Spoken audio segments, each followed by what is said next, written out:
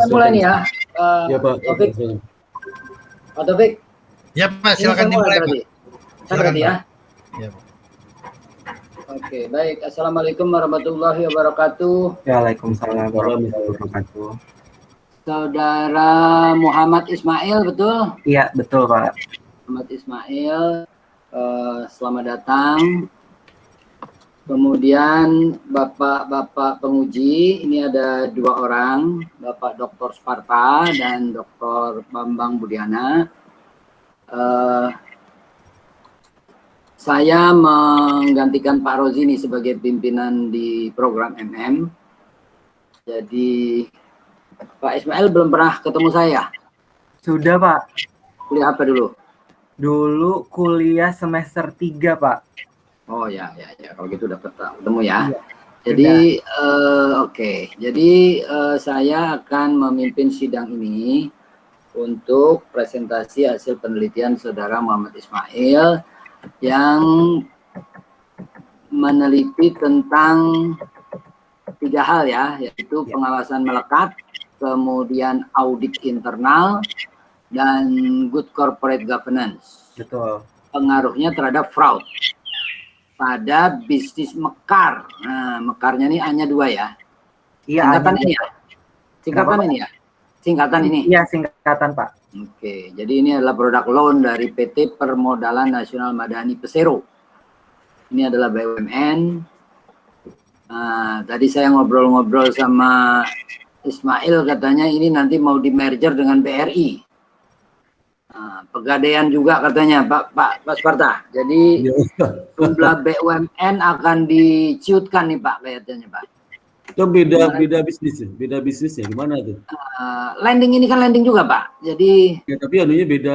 Mungkin mungkin energinya mungkin merger terpisah Pak kali Pak. Ya, merger tapi masih anak perusahaannya BRI kali. Jadi anak perusahaannya BRI ya Pak ya. Iya, anak perusahaan BRI. Perusahaan BRI, jadi unit usahanya tetap tapi induknya ke BRI, sehingga nanti kalau ada keperluan apa-apa dari BRI kan bisa terjadi sinergi tuh Pak. Karena anunya nggak bisa gabung tuh Pak, industri bisa digabung, nggak bisa beda anunya, peraturannya beda. Ya, jadi kapan itu rencananya merger, Ismail? Kalau info waktunya sih Pak belum ada infonya, cuman kita udah mulai diaudit sama BPK sama audit Big Four Pak. Oh gitu. Iya. Oh, ya. Kalau karyawan gimana di merger? Seneng apa nggak seneng? Kalau saya sih ngikut aja ya Pak. Enggak, pada umumnya karyawan gimana? Pada umumnya sih kita sebenarnya bingung juga, bener kata Pak Sparta tadi, karena bisnisnya beda gitu. Tapi kalau mau dibilang nggak suka ya kita terima-terima aja sih Pak. Mayoritas sih kita seneng sih, karena BRI kan BUMN atau bank yang besar gitu Pak. Jadi mayoritas seneng Pak. Ya, ibaratnya Anda kan digabungkan ke sebuah perusahaan besar gitu kan? Iya betul. Pastinya kan menjadi lebih nyaman, lebih apa segala macam kan? Betul. Betul nggak? Daripada langsung dimiliki oleh pemerintah, tapi sekarang Anda melalui suatu badan usaha, ya kan? Badan usaha kan berarti lebih profesional, lebih komersial gitu kan? Betul. Yang langsung membawai Anda gitu kan? Betul mestinya, Pak. Kalau saya seneng loh, kalau saya loh. Betul. Ya nggak? Ya Pak, betul. Jadi ini mudah-mudahan nih dengan penelitian Anda ini ada legasi lah untuk nanti menjelang merger ya. Betul Pak. Oke. Amin. Ya, silakan ya Saudara Muhammad Ismail, disajikan dalam waktu jangan lama-lama, paling lama 20 menit aja karena kita waktu punya 1 jam. Baik, terima kasih. Kita mulai ya Pak Sparta, Pak Bambang. Iya Pak, silakan. Ya, silakan Pak Ismail. Ya. Baik, terima kasih Pak Muhlis atas kesempatannya. Terima kasih juga Pak Sparta dan Pak Bambang yang bersedia menguji tesis saya, dan Mas Taufik dan Mas Arif selaku sekretariat MM. Di sini saya akan mempresentasikan hasil tesis saya yang berjudul Pengaruh Pengawasan Melekat, Audit Internal, dan Good Corporate Governance terhadap Fraud pada Bisnis Mekar PT Permodalan Nasional Madani. Baik, sebelum kita ke hasilnya, saya akan mempresentasikan bab 1 sampai bab 3 terlebih dahulu secara singkat, Pak, untuk mengingat kembali pada saat kita melakukan seminar proposal di bulan Oktober kemarin. Waduh, udah lama ya? Iya, sudah lama, Pak.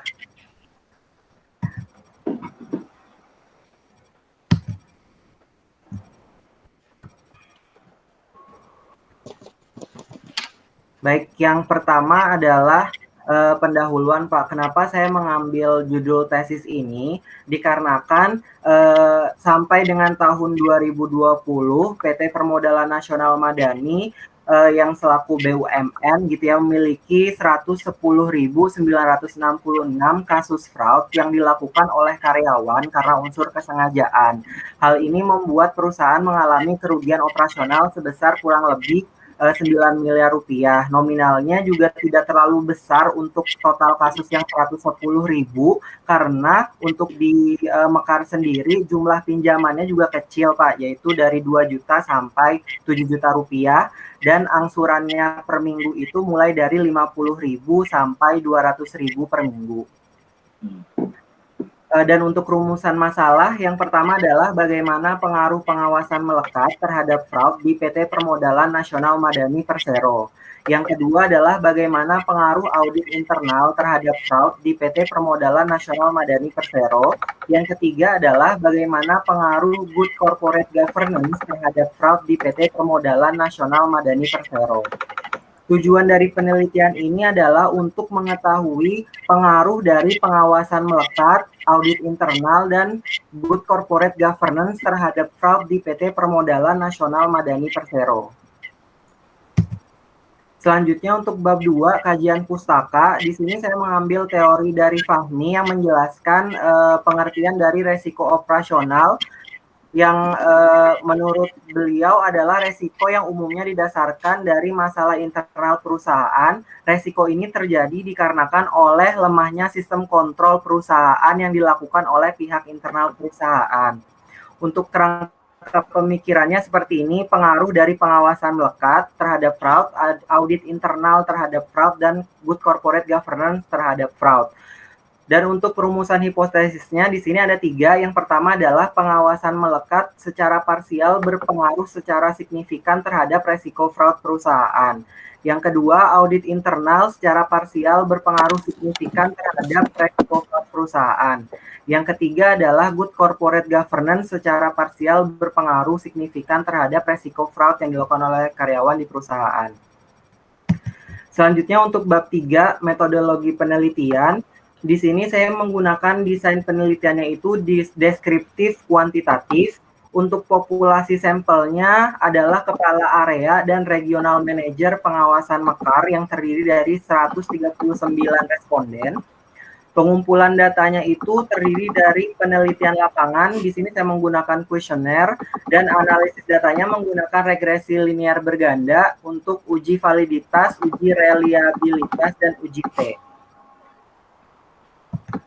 Selanjutnya masuk ke bab 4, hasil penelitian dan pembahasan. Saya di sini akan menjelaskan secara sedikit gitu gambaran umum objek penelitiannya. Yang pertama adalah karakteristik responden berdasarkan jenis kelamin. Di sini saya menggunakan 39 responden yang terdiri dari 40 responden berjenis kelamin pria dan 99 responden berjenis kelamin wanita. Kenapa responden jenis kelamin wanita ini lebih banyak? Karena di Mekar sendiri, karena core bisnisnya itu adalah membina ibu-ibu prasejahtera, sehingga lebih banyak karyawan yang berjenis kelamin perempuan atau wanita. Selanjutnya untuk karakteristik responden berdasarkan jabatan, di sini ada 106 responden sebagai kepala area dan 33 responden sebagai regional manajer pengawasan. Kenapa regional manajer pengawasan di sini lebih sedikit dan kepala area lebih banyak? Karena setiap satu regional manajer pengawasan ini membawahi sekitar kurang lebih 5 sampai 6 kepala area. Selanjutnya untuk karakteristik responden berdasarkan lama kerja, di sini ada 98 responden yang lama bekerjanya itu atau masa jabatannya 1 sampai 3 tahun dan 41 responden ini lebih dari 3 tahun. Untuk karakteristik responden berdasarkan umur di sini range-nya tersebar dari 26 tahun sampai 35 tahun. Dan selanjutnya masuk ke bab 4 hasil penelitian dan pembahasan. Di sini adalah hasil uji validitas. Yang saya tampilkan ini adalah hasil uji validitas dari pengawasan melekat. Selama proses bimbingan dengan Pasparta juga, saya sudah melakukan uji validitas pada saat bimbingan dan hasilnya seperti ini Pak. Variabel pengawasan melekat memiliki status yang valid karena nilai R hitungnya itu lebih besar daripada R tabelnya yang sebesar 0,1401. Di sini kalau kita lihat nilai R hitungnya itu lebih besar dari 0,1401. Berarti dari semua pertanyaan, 17 pertanyaan kurang lebih ini bersifat valid statusnya. Selanjutnya untuk variabel audit internal, di sini juga memiliki status yang valid karena nilai dari R hitungnya lebih besar dari R tabelnya yaitu 0,1401. Berarti dari pertanyaan untuk audit internal ini memiliki status yang valid. Selanjutnya untuk variabel good corporate governance memiliki status yang valid juga karena nilai R hitungnya itu lebih besar daripada R tabelnya yaitu 0,1401. Dan yang terakhir adalah untuk hasil uji validitas variabel fraud. Di sini memiliki status yang valid juga karena nilai R hitungnya itu lebih besar daripada R tabelnya yang sebesar 0,1401. Selanjutnya dilanjutkan dengan hasil uji reliabilitas. Dari keempat variabel ini nilai R alfanya lebih besar daripada nilai R kritisnya. Karena suatu variabel dikatakan reliable jika jawaban terhadap pertanyaan selalu konsisten. Keempat instrumen dinyatakan reliable karena memiliki nilai alfa crunch batch-nya lebih besar dari 0,6. Jadi kriterianya reliable. Dari hasil uji validitas dan hasil uji reliable yang telah menyatakan valid dan reliable, maka saya melanjutkan dengan hasil uji analisis uji T. Nah, dari hasil uji T ini, dari ketiga variabel ini bisa kita simpulkan bahwa ketiga variabel ini memiliki pengaruh yang signifikan terhadap fraud. Jadi yang pertama adalah pengawasan melekat ini berpengaruh terhadap fraud karena nilai T hitungnya lebih besar daripada T tabelnya. Jadi kita bisa lihat di sini untuk nilai T hitung pengawasan melekat itu adalah 3,040 yang lebih besar daripada nilai T tabelnya yang sebesar 1,97769 dan nilai SIG-nya lebih kecil daripada 0,05 yaitu 0,003. Selanjutnya dilanjutkan dengan variabel yang kedua adalah variabel audit internal. Variabel audit internal ini juga berpengaruh secara signifikan terhadap fraud karena nilai T hitungnya lebih besar daripada T tabelnya yaitu 7,956 sedangkan T tabelnya hanya 1,97769 dan nilai SIG-nya lebih kecil daripada 0,05 yaitu 0,000. Dan untuk variabel yang ketiga adalah good corporate governance juga memiliki pengaruh yang signifikan terhadap fraud karena nilai T-nya itu lebih besar daripada nilai T tabelnya yaitu 3,135 sedangkan nilai T tabelnya itu 1,97769 dan nilai SIG-nya lebih kecil daripada 0,05 yaitu 0,002. Nah, berdasarkan hasil uji validitas, uji reliabilitas, dan hasil uji T, dapat disimpulkan hasil analisisnya yang pertama adalah bahwa pengawasan melekat memiliki pengaruh yang signifikan terhadap fraud. karena pengawasan melekat yang dilaksanakan secara efektif dapat mencegah ataupun menekan resiko terjadinya fraud. Penelitian ini juga mendukung temuan dari penelitian sebelumnya yang dilakukan oleh Intan Kartika Jati pada tahun 2019 yang mengatakan bahwa baik secara parsial maupun secara simultan, pengawasan melekat yang dilaksanakan secara efektif dapat mencegah atau menekan resiko terjadinya fraud dalam pengelolaan dana hibah. Selanjutnya, hasil analisis yang kedua adalah berdasarkan hasil penelitian yang dilakukan menunjukkan bahwa audit internal memiliki pengaruh yang signifikan terhadap fraud. Karena audit internal yang dilaksanakan secara efektif dapat mencegah ataupun menekan resiko terjadinya fraud. Hal ini juga mendukung dari penelitian sebelumnya yang dilakukan oleh Sugiman tahun 2017, Teti S. Raja Guguk tahun 2017, dan Ida Bagus Dwika Maliawan dan kawan-kawan tahun 2017 yang juga menyatakan bahwa berdasarkan rumusan masalah, tujuan penelitian dan hipotesis penelitian, serta hasil penelitian dan pembahasan, maka dapat disimpulkan audit internal berpengaruh terhadap pencegahan fraud. Hasil analisis yang ketiga adalah menunjukkan bahwa good corporate governance memiliki pengaruh yang signifikan terhadap fraud. Good corporate governance yang baik dilakukan secara efektif dan baik dapat mencegah ataupun menekan resiko terjadinya fraud. Penelitian ini mendukung juga penelitian sebelumnya yang dilakukan oleh Siti Fitratul Jannah tahun 2016, Cecilia Wirna Efrowa tahun 2017, Musdalifah tahun 2020, dan Sparta tahun 2020 yang menjelaskan bahwa good corporate governance memiliki pengaruh terhadap fraud. Nah, selanjutnya untuk implikasi manajerial untuk dunia pendidikan, penelitian ini memberikan sumber informasi dan referensi untuk kajian pengawasan melekat, audit internal, dan good corporate governance terhadap fraud. Karena saya lihat dari judul tesis saya gitu ya Pak, belum banyak yang meneliti tentang ketiga variabel ini digabung yang berpengaruh terhadap fraud, adanya secara terpisah gitu. Jadi dapat memberikan informasi dan referensi untuk pengajian selanjutnya. Selanjutnya untuk perusahaan dapat memberikan informasi terhadap kondisi perusahaan yang saat ini terjadi sehingga dapat menjadi tolak ukur perusahaan dalam melakukan evaluasi terhadap kebijakan perusahaan di tahun-tahun yang mendatang sehingga manajemen resiko dalam pencegahan fraud dapat berjalan lebih efektif lagi. Nah, selanjutnya untuk bab yang terakhir adalah bab yang kelima, adalah bab kesimpulan dan saran. Kesimpulannya di sini adalah ketiga variabel ini memiliki pengaruh yang signifikan terhadap fraud di PT Permodalan Nasional Madani Persero. Untuk keterbatasan penelitian, yang pertama adalah penelitian ini tentang pengaruh pengawasan melekat, audit internal, dan good corporate governance terhadap fraud. Seperti yang saya sebutkan tadi, belum banyak dilakukan penelitiannya, sehingga referensi yang digunakan juga belum banyak.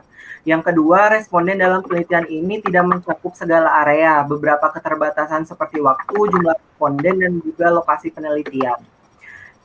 Serta saran untuk penelitian selanjutnya adalah penelitian selanjutnya diharapkan dapat melakukan penelitian yang lebih mendalam terhadap fraud dengan menambahkan variabel-variabel yang lain.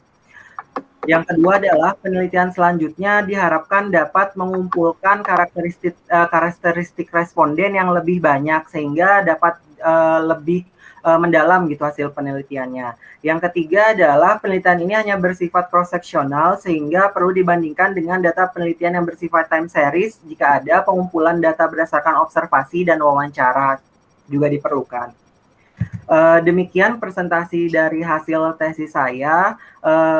Mohon maaf sebelumnya dan terima kasih. Assalamualaikum warahmatullahi wabarakatuh.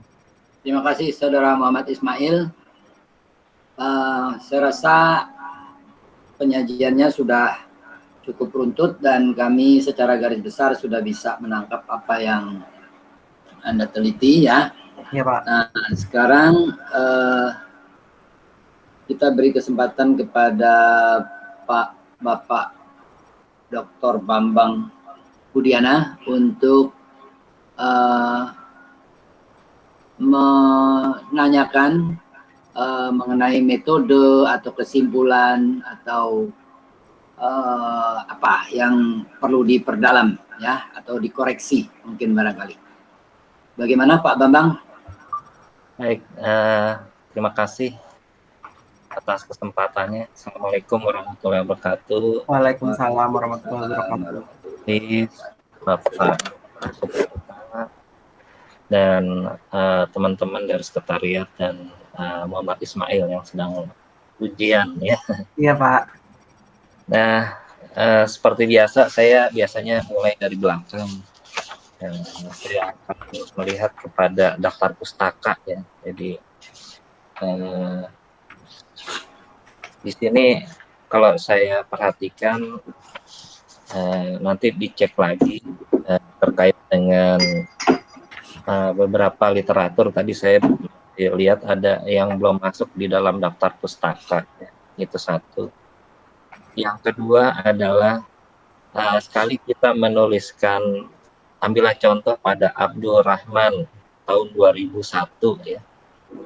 Nah, yang lainnya pakai kurung tuh, cuman Abdul Rahman dengan Aditya Warman itu nggak pakai kurung tahunnya. Iya Pak. Jadi mesti konsisten, sekali kita pakai kurung, semua pakai kurung. Yang ketiga dari daftar pustaka ini, saya melihat di situ ada skripsi yang dilarang di aturan MM itu adanya skripsi karena nggak boleh katanya downgrade ya gitu ya. Jadi nanti dilihat lagi, Pak gimana kalau tesis juga katanya nggak boleh. Kalau tesis apa namanya juga kesepakatan dari yang dulu itu adalah kita harus menggunakan yang sudah publish ya. Nah itu dari daftar pustaka ya. Kemudian saya lewatkan dulu dari kesimpulan dan saran ya, tapi saya langsung ke apa ini halaman 66 ya, terkait dari hasil uji pengaruh ya kan begitu, hasil uji pengaruh Halaman berapa? halaman 66 itu tabel 410 ya. Jadi kalau saya melihat di sini koefisiennya semuanya positif nih. Pengawasan melekat positif, audit internal positif, good corporate governance-nya juga positif. Saya berangan-angan kalau semuanya pengawasan melekat naik, kenapa jadi fraud-nya juga naik juga gitu. Ya jadi itu pertimbangan saya. Kalau GCG-nya naik, fraud-nya juga naik begitu. Itu ada sesuatu yang harus kita uraikan secara redaksional supaya bisa memenuhi kriteria tersebut. Justru pengawasan semakin tinggi, fraud-nya semakin tinggi juga. Gitu. Yang kedua dari tabel ini terkait dengan konstanta. Karena kan ini kita menggunakan apakah tadi kuesioner ya? Iya Pak, betul. Bisa juga nanti seseorang bertanya, seumpamanya pengawasan melekatnya tidak ada, audit internalnya tidak ada, good corporate governance-nya tidak ada, justru fraud-nya menurun gitu. Soalnya di sini konstantanya negatif. Jadi justru kita kebijakannya melarang ada GCG, melarang ada audit gitu, melarang ada pengawasan melekat karena kalau itu ada fraud bisa naik kan gitu ya. Ya seperti itu. Nanti tolong rewrite lagi lah gimana bagusnya supaya hasilnya bisa terdukung dengan adanya riset ini, karena riset ini sangat bagus. Saya setuju sekali. Riset ini jarang dilakukan ya. Jadi bisa berarti bahasanya riset ini memberikan kebijakan-kebijakan yang akan datang itu lebih bagus. Kemudian Di bab 4 dan bab 3 rasanya ada banyak tabel yang nggak ada garisnya ya. Nanti tolong disempurnakan tabel-tabel yang tidak ada garisnya supaya lebih rapi gitu ya. Baik, Pak. Kemudian kalau ada sumbernya kayaknya di bawah tabel itu sedikit gitu ya. Iya. Nanti tolong diperbaiki untuk presentasi tabel. Dan di tabel 3.1 saya lihat indikator. Ada yang menggunakan 1, 2, 3, 4, 5, 6 begitu. Tapi ada ada indikator yang menggunakan dot begitu ya. Nah, kita konsisten aja, kita buat aja pakai 1, 2, 3, 4 begitu ya. Jadi supaya seragam gitu. Kemudian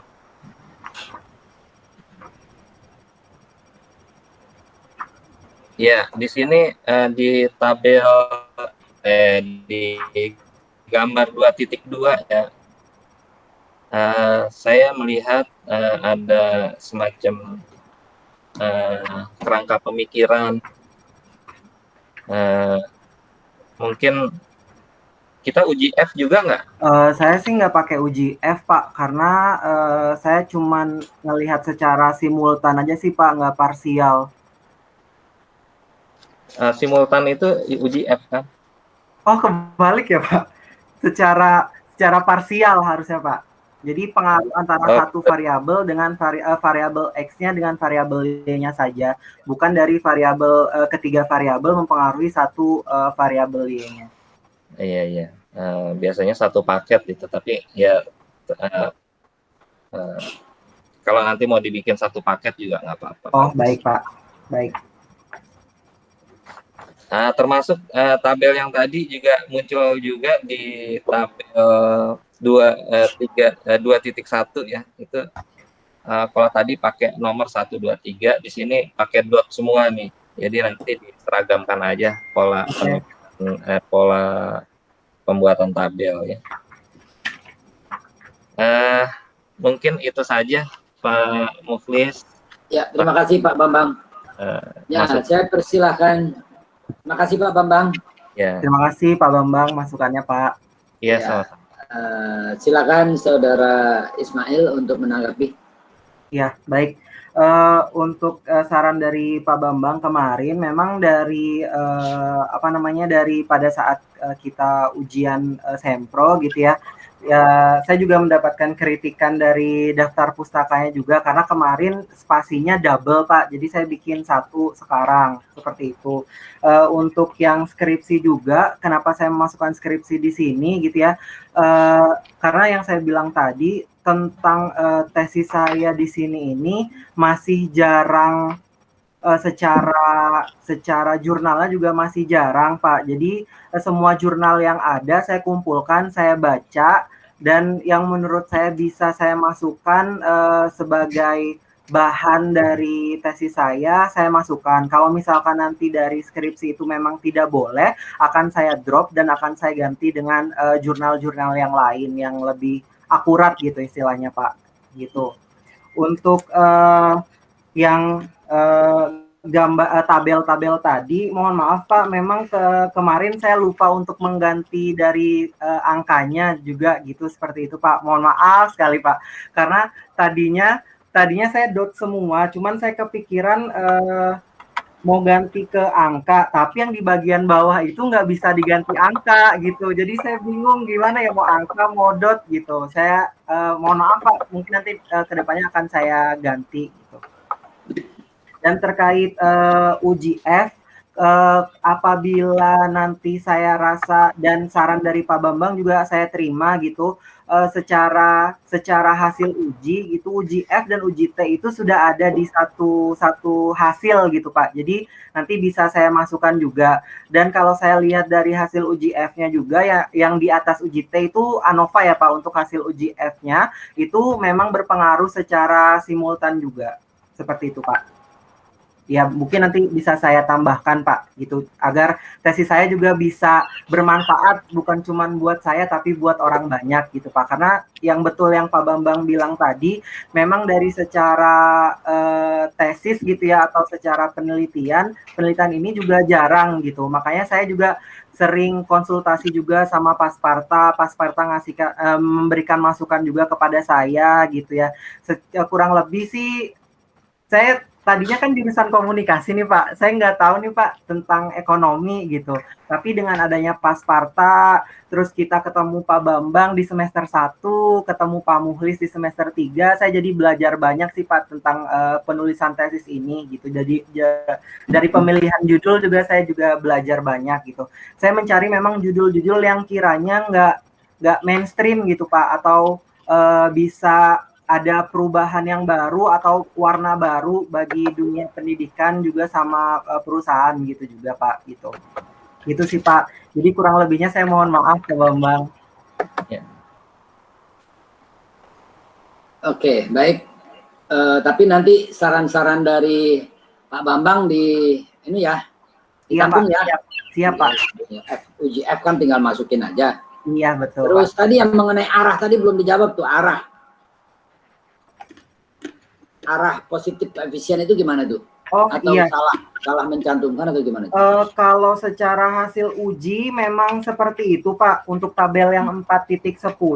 Nah dari yang saya lihat itu saya memang tidak membaca dari konstantanya karena yang bukan, saya bukan lihat yang arah koefisiennya juga kan positif tuh. Iya. Positif itu kan artinya kalau independen variabelnya naik, dependen variabelnya juga naik. Nah, itu gimana itu tadi? Anunya penjelasannya.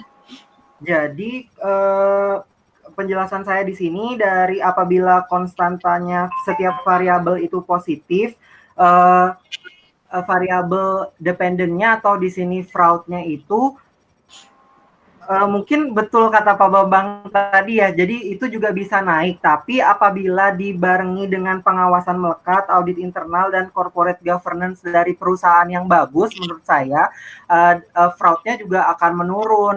Kenapa saya bilang seperti itu, Pak? Karena dari pengawasan melekat sendiri dan audit internal, itu dilakukan secara kontinu atau setiap hari atau setiap minggu. Jadi apabila diawasi dengan regularly gitu, saya yakin dari fraudnya itu juga turun. Dan dari sisi good corporate governance-nya sendiri, apabila perusahaan memiliki aturan-aturan yang jelas gitu, mungkin dari fraudnya juga akan turun. Contohnya di PNM sendiri sekarang, sampai tahun 2020 kita belum menerapkan ISO 3100 tentang manajemen resiko, tapi di tahun 2021 ini kita mulai menerapkan tentang ISO 3001 yang berkaitan dengan manajemen resiko. Saya yakin sih fraudnya juga nanti pasti akan turun sih Pak gitu. Gimana Pak Bambang? Ya, mungkin gini ya, ini kan menggunakan responden. Iya, betul. Jadi dengan responden itu biasanya ada suatu hasil yang bisa terjadi adalah non-linear mungkin ya. Mungkin bisa non-linear ya. Perlu kalau itu dimasukkan menggunakan loan kali ya. Tapi kalau non-linear enggak sih. Karena berapa sampai berapa skalanya? Skala apa Pak? Itu setuju tidak setuju tadi? Oh 1 sampai 5 Pak. 1 sampai 5 ya. Oh kalau gitu enggak mungkin non-linear enggak mungkin. Nah mungkin ada satu nilai yang mungkin harus disesuaikan ini ya. Karena harusnya semuanya negatif nih. Jadi kalau menurut arahan Pak Mukhlis mungkin harusnya negatif. Koefisiennya negatif. Tapi saya nggak tahu apa yang terjadi ya, prosesnya gimana. Mungkin seperti itu ya. Jadi kalau semuanya GCG turun, nah jadi fraudnya bisa fraudnya juga turun ya gitu. Kalau sekarang kan terbalik, kalau fraudnya GCG-nya naik, fraudnya juga naik. Jadi apakah ini fenomena baru gitu? Semakin diawasin semakin Makin berani, Pak. iya gitu ya. Nah itu nanti coba tolong dicermati lagi ya. Dan Oke. termasuk konstantanya itu bagaimana kalau fraud kalau GCG nggak ada, kemudian kalau audit tidak ada, pengawasan malaikatnya juga tidak ada. Melekat Nah, Pak, bukan malaikat Pak. Pengawasan malaikat. kalau itu tidak ada, maka kan artinya fraudnya malah turun, jadi gitu. Kalau gitu nggak usah ada aja gitu kan gitu ya. Jadi jobnya begitu. Tolong dicermati lagi hasilnya. Baik, Pak. Baik. Ya, Muhammad Ismail. Ya, Pak. Nah, saya ingin Anda menceritakan penelitian Anda ini dengan bahasa yang sederhana, jangan pakai statistik. Jangan pakai statistik, tapi dengan bahasa yang sederhana, apa sih yang Anda teliti ini gitu kan. Misalnya Anda mau meneliti kalau corporate governance naik, itu dampaknya ke fraud yang ada di PNM bagaimana gitu kan. Nah, untuk melihat good corporate governance itu naik atau turun, Anda bertanya apa gitu kan. Anda bertanya apa, kemudian jawaban mereka apa gitu kan, sehingga Anda bisa menyimpulkan apa. Coba diceritakan tanpa pakai statistik, tapi dengan bahasa sederhana. Baik. Silakan. Baik, Pak. Mungkin saya jelaskan kenapa saya mengambil judul ini yang pertama ya, Pak. Jadi bukan judul ini, Anda ceritakan yang Anda temukan ini seperti apa gitu. Iya. Jadi saya itu bekerja di PNM mulai dari tahun 2017 gitu. Jadi saya pertama kali masuk ke PNM itu saya melihat di sini kenapa secara pekerjaan itu belum terawasi dengan baik dan benar gitu, sehingga di sini fraudnya juga banyak karena setiap minggu itu pasti dari tim legal PNM pasti ke cabang atau ke pengadilan untuk entah itu mendaftarkan fraud dari karyawannya ataupun menjalani sidang gitu. Nah, di tahun 2019 itu saya sama tim gitu yang melakukan rekapitulasi terhadap fraud yang dilakukan karyawan mulai dari pertama Mekar terbentuk sampai tahun 2019. Dan jumlahnya lumayan mengagetkan, kurang lebih ada 90.000 dan sampai tahun 2020 itu ada 110.000 gitu ya. Di pikiran saya bertanya gitu, Pak, setiap cabang itu memiliki satu kepala cabang dan kepala area itu yang mengawasi 5 cabang gitu. Tapi kenapa di sini fraudnya masih banyak gitu? Itu sih yang mendasari saya untuk mengambil tesis ini. Kenapa saya mengambil variabel pengawasan melekat? Karena yang pertama adalah pikiran saya adalah nggak mungkin apabila pengawasan melekatnya itu berjalan dengan baik, nilai fraudnya itu naik gitu. Harusnya apabila pengawasan melekatnya itu baik, nilai fraudnya itu bisa dibilang rendah atau bahkan tidak ada. Selanjutnya kenapa audit internal? Audit internal di sini sendiri kalau di PNM namanya Satuan Pengawas Internal atau SPI. Kalau ada SPI ke cabang itu, apakah mereka melakukan pengawasan terhadap laporan yang dilakukan oleh cabang? Apakah laporannya itu sudah benar atau belum? Apakah memang benar-benar dilakukan pengecekan? Jadi harapan saya apabila ada SPI datang ke cabang, tentunya tidak ada kendala ataupun tidak ada masalah di cabang tersebut, sehingga karyawan bisa berjalan atau bekerja dengan baik tanpa adanya suatu tekanan apapun. Selanjutnya yang saya pikirkan adalah apakah karena nilai fraudnya tinggi ini, apakah sudah ada kebijakannya atau memang belum ada kebijakan yang mengatur bahwa setiap karyawan harus melakukan tindakan apa saja dalam bekerja, gitu sih Pak. Dan harapan saya dari penelitian ini yang saya temukan adalah apabila dari ketiga variabel itu, dari GCG, dari audit internal dan pengawasan melekat dilakukan dengan baik, adalah fraudnya juga bisa turun gitu. Karena menurut saya dari ketiga variabel itu merupakan variabel yang cukup baik menurut saya untuk menekan terjadinya fraud gitu. Dan saya juga setelah melakukan riset atau kuesioner gitu ya, karena terhalang pandemi juga, saya juga melakukan kuesionernya itu berdasarkan online gitu. Jadi saya kirim kuesionernya itu kepada regional manager dan kepala area gitu Pak. Nah jadi saya secara isi memang saya tidak rubah apapun, dan setelah saya masukkan ke dalam SPSS juga hasilnya positif gitu. Seperti itu sih Pak. Oke. Terus Anda melihat nggak hubungan antara GCG terhadap fraud? Gimana Anda melihat hubungannya itu? Jangan pakai statistik ya. Iya, kalau saya amati gimana? Iya, kalau saya melihat GCG dengan fraud ini, menurut saya sih memiliki hubungan yang erat gitu Pak, karena fraud itu bisa terjadi dikarenakan adanya kesempatan dari si pelaku fraudnya itu sendiri. Apabila dari suatu perusahaan itu menerapkan kebijakan yang baik dan benar untuk melakukan pencegahan fraud ini, maka fraud itu sendiri nggak akan mungkin terjadi sih Pak, gitu menurut saya. Bagaimana Anda mengukur banyak sedikitnya fraud?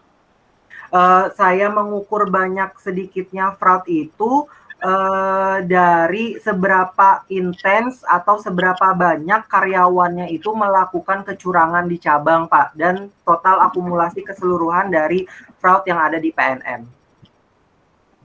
Jadi itu masuk di pertanyaan? Saya masukin sih Pak, kalau nggak salah.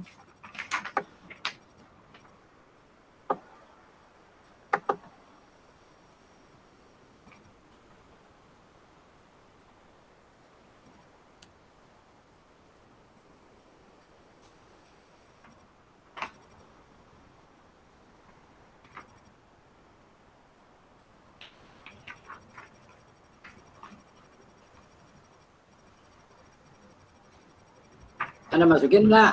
Ya, kalau secara kuesioner di sini Pak, saya bertanyanya lebih kepada kebijakan yang ada di PNM sih Pak, apakah sudah sesuai atau belum dalam Gimana Anda bertanyanya? Gimana Anda bertanyanya tentang fraud itu? Tentang banyak sedikitnya fraud itu Anda menanyakannya gimana? Pertanyaan nomor berapa? Kalau banyak sedikitnya fraud saya nggak memasukkan Pak, mohon maaf. Jadi yang banyak di sini tentang kebijakannya Pak, apakah kebijakannya itu sudah sesuai atau belum, apakah visi dan misi dari perusahaan itu juga memberikan ditetapkan dengan jelas gitu, apakah prinsip keterbukaan. Kalau pertanyaan nomor 37 coba lihat deh, pertanyaan nomor 37. Iya. Iya Pak. Coba lihat pertanyaan nomor 37. Ya, sudah Pak. Apa bacanya apa tuh? Mengimplementasikan program pengendalian anti fraud berdasarkan nilai-nilai yang dianut perusahaan. Nanti dia mengisi 1, 2, 3, 4, 5 gitu kan? Iya, iya Pak. Nah, jadi ini saya rasa dependent variabelnya itu bukan jumlah fraud, tapi seberapa baik mereka mengimplementasikan program pengendalian fraud. Bukan jumlah fraud, tapi seberapa baik mereka mengimplementasikan program pengendalian anti fraud. Maka jadinya cocok yang dipermasalahkan oleh Pak Bambang Budiana tadi, jadi cocok. Jadi kalau mereka sudah menerapkan good corporate governance, mestinya juga dia menerapkan pengendalian anti fraud. Gitu kan? Kalau dia menerapkan apa tadi? Independent variable apa aja tadi? Pengawasan melekat, maka dia juga mengimplementasikan pengendalian anti fraud, gitu kan? Terus yang ketiga apa tadi? Audit internal. Audit internal. Jadi GCG diterapkan, maka dia juga menerapkan anti fraud. Kalau dia pengawasan melekat, maka dia juga menerapkan anti fraud. Kalau dia menerapkan apa tadi ya, GCG, terus audit internal, ya kan, dan pengawasan melekat ya, pengawasan melekat gitu kan. Betul. Ya. Jadi kalau dia menerapkan GCG, menerapkan audit internal dan pengawasan melekat dengan baik, maka dia juga menerapkan program pengendalian anti fraud dengan baik, gitu loh. Maka jadinya cocok. Jadi ini saya rasa judulnya aja perlu direvisi sedikit. Baik. Selesai. Baik, Gimana Pak Bambang? Setuju nggak Pak Bambang?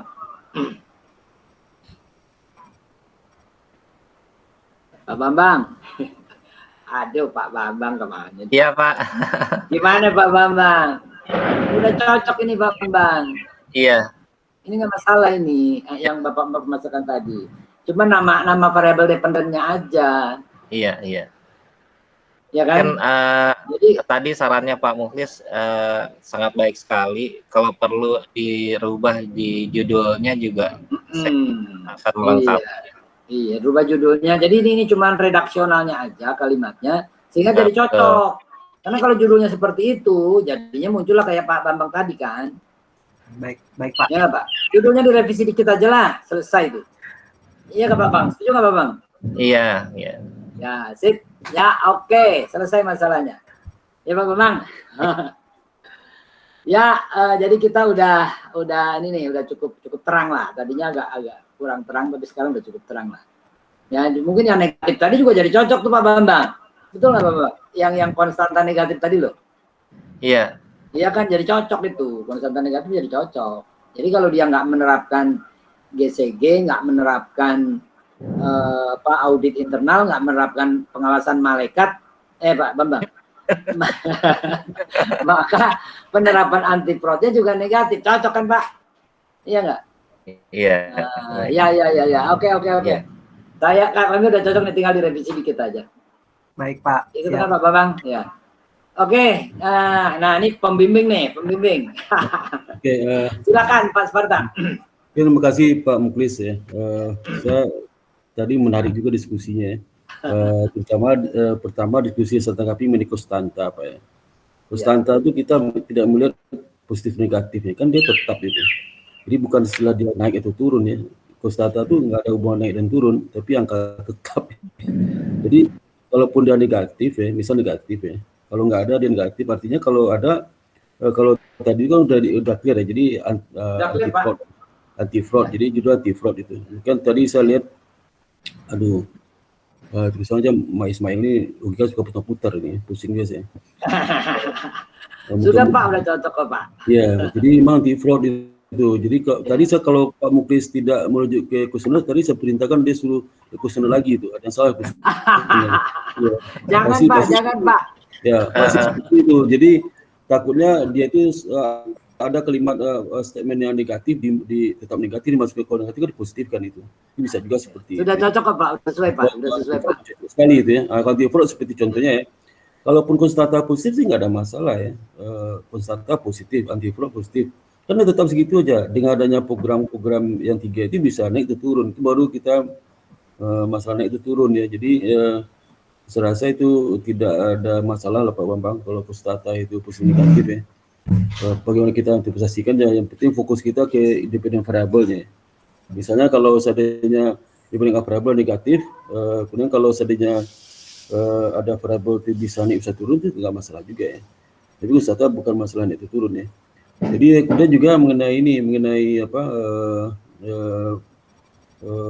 yang hasilnya udah oke ya, tetap jadi positif. Udah oke Pak. Udah oke ya. Udah oke Pak, tinggal judulnya aja diubah dikit. Iya, anti fraud itu, nggak masalah. Ya, penerapan program anti fraud. Iya, program anti fraud semua Pak. Jadi kayaknya di diskusi saya kayak anti fraud itu ya. Nggak tahu kenapa itu. Ya. Bukan jumlah fraud. Iya, bukan jumlah fraud, anti fraud itu. Yang perlu dilihat adalah nanti menjelaskan itulah bagaimana variabel seperti misalnya ada 3 variabel ya, si Ismail. Variabel pertama Yang pertama adalah pengawasan melekat, Pak. Ya, yang perlu itu memahami bagaimana pengawasan melekat itu semakin bagus, yaitu menyebabkan defaultnya mungkin turun ya, turun. Betul. Ya. Selogikanya ya, tapi bagaimana selogikatorinya kamu jelaskan itu ya. Kenapa sampai situ ya? Jangan kamu tahu arti pengawasan melekat meningkat, defaultnya turun ya, bukannya sekedar itu aja, atau intinya meningkat juga ya, anti-fraud meningkat berarti kan bagus tuh, jadi anti-fraud itu meningkat ya. Kenapa ini ya? Baik, jadi Pak. terus dijelaskan ya, tapi jangan terbalik ya nanti ya, terbalik. Baik, Pak. Gitu. Jadi kemudian juga mengenai apa justice F-test itu memang itu untuk menguji secara simultan ya, dependent variable itu terhadap dependent ya. Tapi akhir-akhir ini mungkin kalau kita baca di jurnal internasional ya, itu F-test itu nggak dipakai orang lagi itu, ya, nggak ada guna juga ya. Misalnya nggak ada guna gini, kalau ada satu variabel signifikan, tapi bersama-sama signifikan, nggak ada artinya juga itu, nggak ada arti juga. Kalau saya dulu tuh ambil S2 di tahun 90-an ya, 99 ya, itu masih bisa dipakai F-test itu, waktu jurnal internasional masih ada. Tapi di atas tahun 2000-an itu udah mulai jarang. Sekarang nggak ada sama sekali itu F-test itu dipakai. Ya. Oh gitu. Iya Pak, nggak ada Pak, itu nggak dipakai. Itu terakhir itu kita mengundang Profesor Dr. Tatang ya, itu Profesor Dr. Akuntansi Jember ya. Saya undang ke IPS tahun 2000. Tapi masih ada tahun 2018 mungkin 18. Itu juga dia menyatakan yang sama. Waktu di diskusi itu agak sama, bahwasanya F-test itu nggak laku lagi sebenarnya, nggak laku. Tapi bagi ada sekelompok yang masih bertahan dengan idenya tetap berlaku sih, sah-sah aja, silahkan aja. Tapi intinya itu nggak ada. Mungkin Pak Mukis bisa lihat di jurnal internasional udah nggak ada F-test itu, ya. Dan kalau tidak dipakai kan nggak ada hipotesis bersama-sama itu udah nggak ada lagi. Jadi hipotesisnya individu aja, parsial aja, nggak bersama itu udah nggak ada. Kalau nggak ada bersama berarti F-test pasti nggak dipakai lagi. Terus juga kalau seperti misalnya, jadi F-test itu sebenarnya untuk melihat validitas itu aja, hasil F-test itu misalnya kalau nggak signifikan, itu semua signifikan kan aneh itu, ya aneh. Jadi umumnya kalau seandainya ada permasalahan di justice R-square ya, pasti F-test juga bermasalah itu. Misal contoh di justice R-square-nya negatif, pernah negatif ya, itu pasti ada bermasalah itu, datang ada karuan, itu pasti nggak masalah.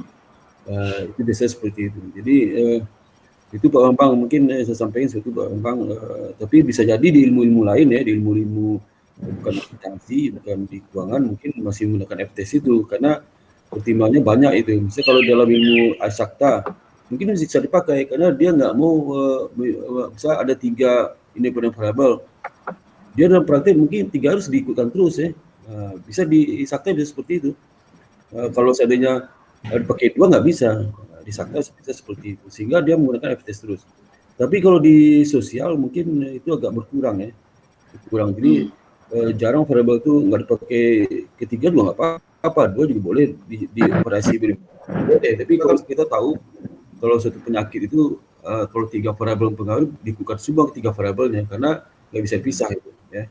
Itu mungkin bisa pakai F-test juga, tapi bisa di ilmu ekonomi udah nggak ada lagi. Ilmu ekonomi kayaknya udah jarang juga F-test itu ya, jarang pakai. Saya disertasi saya nggak pakai F-test ya, karena nggak ada manfaatnya juga ya. Tapi ingat ini hanya untuk akuntansi dan mungkin di Sakta mungkin bisa masih pakai karena prakteknya ada beberapa variabel yang nggak mungkin dipisah, harus satukan. Misal kalau satu berarti di variabel jadi meledak gitu, seperti itu contohnya. Contoh di fisika juga sama. Kalau satu ini variabel dipisahkan dari 2 ini mungkin akan terjadi peristiwa luar biasa gitu. Jadi makanya jadi pertimbang juga mereka. Jadi penting itu tak penting ya, tapi ada ilmu tertentu mungkin agak mulai ditinggalkan ya. Jadi saya diskusi pada tahun gitu, saya sampai ke situ diskusinya. Mungkin ilmu akuntansi aja mungkin sama keuangan ya. Atau di psikologi, jangan psikologi masih punya F-test ya. Sama juga psikologi. Karena variabel-variabel itu sesuatu yang variabel yang selalu melekat. Misal ada 4 variabel pengaruhi, dibuang satu nggak mungkin. Selalu ada. Ya, itu pelaku-pelaku itulah ya. Jadi tadi saya sampaikan. Kemudian mengenai data pustaka itu benar juga, data pustaka itu nanti kamu cek lagi ya. Baik Pak. Tapi kalau di dalam data di situ mana yang belum masuk di pustaka, kemarin kan saya bilang dipakai Mendeley sih bang. Saya pakai Mendeley kan, kamu harus pakai Mendeley lah. Kalau Mendeley nggak akan tercak, pasti konsisten itunya. Baik, Ada Pak. pun ada itu pasti sama ya. Nah, kalau Mendeley di sih udah percaya aja ya Mendeley ya.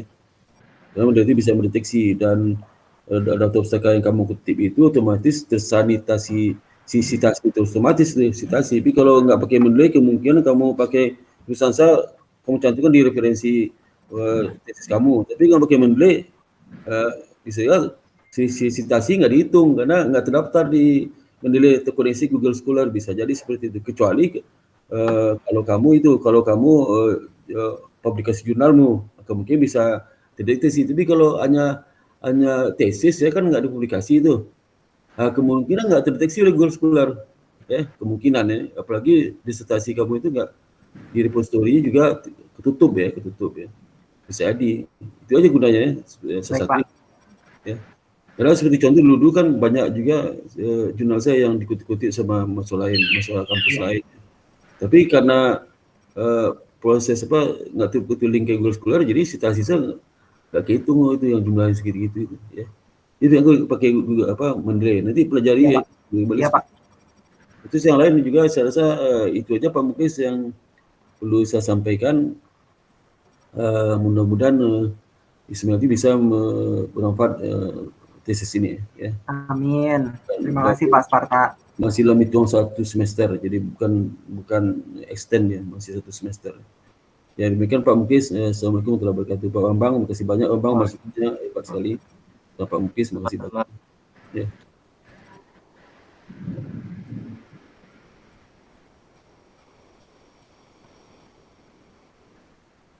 Mohon maaf Pak Muhlis, suaranya ke mute Pak. Di mute Pak Muhlis. Karena ya, terima kasih Pak Sparta. Ini karena komputer yang satu mati nih. Tiba-tiba. Pak Taufik, kita mau rapat dulu Pak Taufik. Baik, silakan Pak Ismail untuk klip dulu sementara Bapak, nanti saya hubungin lagi Pak. Baik Pak. Ya. Ya. Waduh, ini sebentar nih, saya yang buat data-data ini. Ya udahlah, saya catat aja ya. Saya catat aja ya Pak ya. Ya. Karena ini lagi hang nih komputernya nih, nggak putus komputernya. Jadi ini pakai HP aja nih. Iya. Bagaimana Pak Sparta kira-kira nih jadinya? Saya anak ini memang karena dia sosial Pak, tadi gak sulit. Oh iya, komunikasi ya. Kesulitan dia matematiknya lemah ya, kemudian juga betul. Juga ini terkait dengan logika ekonomi dia nggak nyambung juga. Makanya tapi karena pertemuan setiap minggu ya, minggu masa dia hadir ya, sehingga ya di titik terakhir dia mulai connect. Tadi berantakan sekali Pak. Lumayan itu. Terima kasih Pak Ampang udah mengingatkan hasilnya. Selama diskusi itu anti fraud itu selalu anti fraud ya. Terjemahan anti fraud itu dia agak terbalik logikanya Tapi cukup bagus. Dia mampu ikuti, dia belajar itu olah data juga kerja sendiri itu Pak, olah datanya. Sendiri belajar sendiri itu. Jadi tekannya kuat untuk belajar itu. Bagus ya. Jadi kalau saya nilai saya 8 itu Pak, 85 aja Pak. Bagus untuk ukuran anak sosial dia bisa sampai situ biasa Pak, 85 ya. Oke. Ya, baik, terima kasih Pak Sparta. 85 ya. Pak Bambang gimana Pak Bambang? Saya melihat apa yang dipresentasikannya sangat baik ya. Dan yang bersangkutan juga sangat kooperatif ya, jadi sangat sopan sekali, aktif juga ya. Jadi saya melihat apa namanya hal-hal ini menjadi positif. Sekaligus variabelnya juga cukup bagus ya variabelnya. Kalau tadi masalah keliru di float dengan Anti fraud. yang ikannya itu saya pikir biasa terjadi lah sama teman-teman mahasiswa ya. Dan saya solusinya juga melihat udah ketemu kok. Solusinya udah ketemu Pak Bambang. Cuma Iya. kata-katanya aja diluruskan. Dan saya sepakat lah untuk memberikan nilai yang terbaik di sini. Mungkin Oke. saya berikan 85 juga. Oke. Ya, baik kalau begitu. Ya, jadi saya ikut ya. Jadi kita kasih nilai 85 sehingga A gitu ya. Iya, Ya, Pak ya. Terima kasih, Pak. Baik, terima kasih. Terima kasih Pak Sparta, terima kasih Pak Bambang. Pak Taufik. Baik Pak, saya hubungin mahasiswanya Pak. Yuk.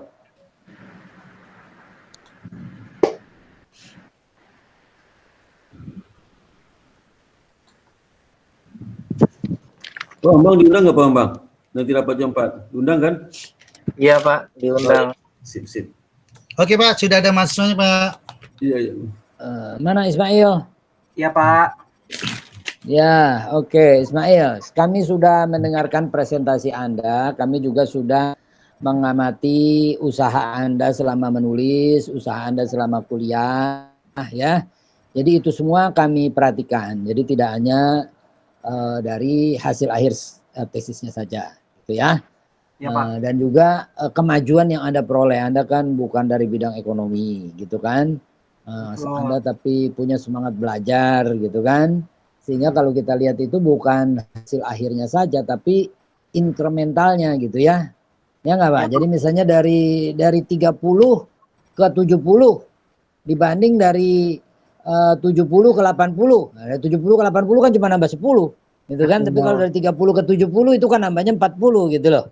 Ya, jadi kami lihat Anda itu tadinya banyak kekurangan pengetahuan di bidang ekonomi, tapi setelah Anda kuliah di sini Anda banyak belajar gitu kan. Anda belajar, memang tentunya tidak sempurna karena memang bukan latar belakang Anda, tapi kami menilai progresnya gitu ya. Dan juga usahanya. Oke? Ya Pak. Jadi kami sudah rapat tadi dan kami sepakat bahwa Anda dinyatakan lulus untuk tesisnya dan berarti Terima kasih, juga Pak. untuk keseluruhan program dengan nilai tesis A. Terima kasih banyak Pak. Oke. Jadi selamat kepada saudara Muhammad Ismail. Anda sudah berhak menyandang gelar Magister Manajemen dari Indonesia Banking School. Dan kami mengharap Anda terus belajar ya, dan mengimplementasikan ilmu pengetahuan yang Anda peroleh selama di IBS. Pasti Anda banyak belajar, Anda banyak menemukan hal-hal baru gitu ya, karena background pendidikan Anda bukan di bidang ini. Nah, diharapkan Anda kembangkan terus ya, Anda rajin membaca, harus rajin membaca ilmu-ilmu manajemen ya, sehingga kualitas kerja Anda bisa meningkat. Ya, itu sebetulnya diharapkan dari proses pendidikan, sebetulnya itu ya. Anda melakukan proses kerja menjadi lebih baik gitu ya. Itu yang namanya kompetensi. Jadi kompetensi itu cara Anda melakukan sesuatu itu menjadi lebih baik gitu ya, karena Anda punya pengetahuan lebih baik, Anda punya skill lebih baik, dan Anda punya attitude yang lebih baik terhadap pekerjaan Anda. Itu yang diharapkan. Oke? Ya, Pak. Ya. Baik, itu dari saya. Silakan Pak Sparta atau Pak Bambang dulu. Pak Bambang dulu, saya terakhir aja. Ya, Pak Bambang silakan. Baik, terima kasih Pak Mukhlis. Saya ucapkan kepada Muhammad Ismail. Selamat ya atas informasi yang sangat baik untuk tesisnya. Juga sampaikan kepada teman-teman ya pesan bahwasanya kuliah di IBS sangat menarik sekali. Ajak teman-temannya kuliah di sini ya. Iya Pak. Ya. bahasanya bukan hanya di bidang ekonomi, teman-teman yang latar belakangnya bukan ekonomi juga bisa seperti Mas Ismail ini ya, bagus sekali, dan suarakan sama teman-teman aja sebanyak-banyaknya. Siap Pak. Sekali lagi selamat. Terima kasih banyak Pak Bambang. Please. Baik, terima kasih Pak Bambang. Silakan Pak Sparta. Oke, makasih Pak Muklis.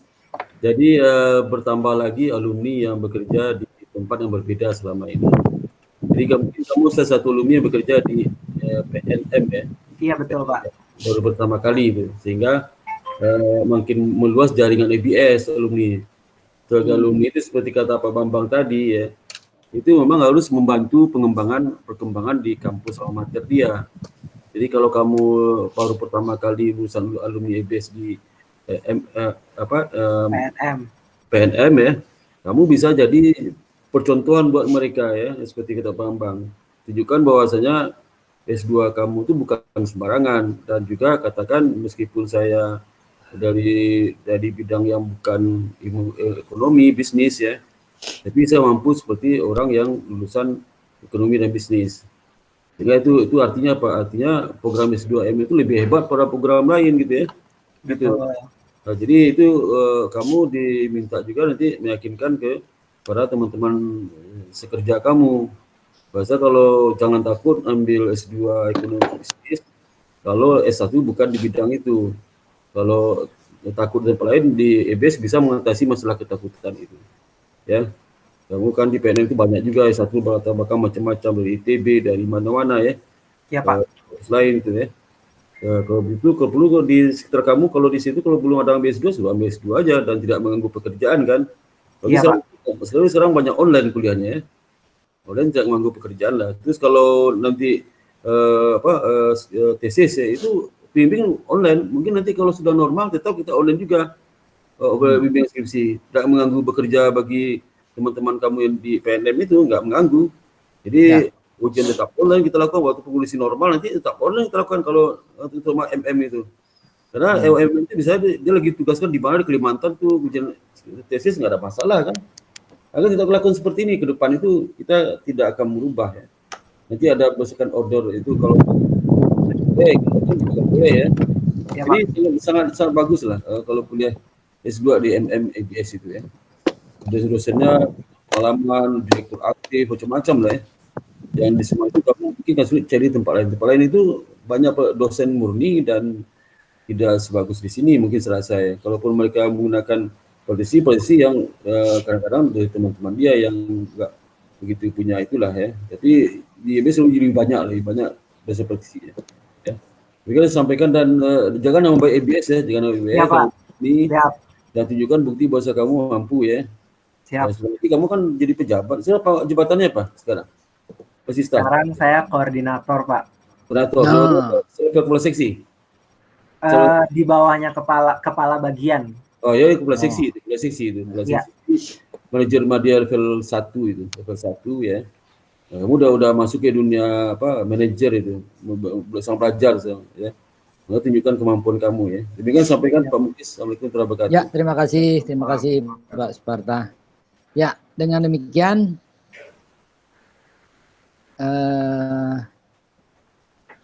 kita bisa akhiri Pak Sparta. Pak Bambang ada lagi Pak Bambang? Cukup Pak Muklis, cukup Pak. Cukup ya. Baik. Dengan demikian sidang penyajian hasil penelitian dalam rangka tesis dari Saudara Muhammad Ismail bisa kita anggap selesai dengan baik ya, Saudara Muhammad Ismail. Selamat atas kelulusannya. Terima kasih banyak Pak. Terima kasih kehadirannya sore ini kepada Pak Sparta juga Pak Bambang Budiana. Dan kita bisa akhiri. Assalamualaikum warahmatullahi wabarakatuh. Waalaikumsalam. Waalaikumsalam warahmatullahi wabarakatuh. Terima kasih banyak ya Pak.